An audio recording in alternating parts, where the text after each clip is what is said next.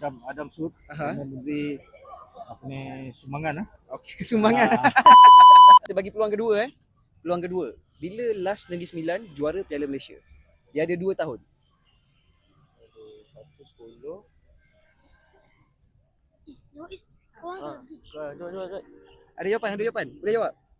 2011. Betul. Tahniah. Okey, disebabkan dah jawab betul, kita bagi hadiah. Ni daripada sponsor kita. Boleh ambil.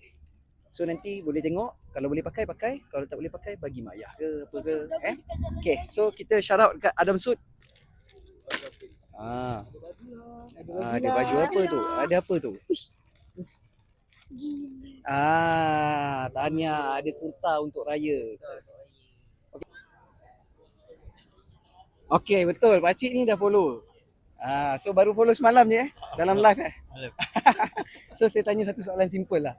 Kalau Acik betul peminat Negeri Sembilan mesti boleh jawab. Okey, soalan dia berbunyi, bilakah kali terakhir Negeri Sembilan jadi juara Piala Malaysia? 2010. 2009. Okey, betul. Okey, disebabkan Pak Cik ni dah follow kita and dah dapat jawab dengan betul. Ini untuk Pak Cik. Kita bagi Pak Cik kurta raya tapi saya tak pasti saiz dia ngam dengan Pak Cik ke tak lah. Itu kita bagi random je So, Pak Cik ada apa nak cakap untuk Adam Sud? So Adam Sud.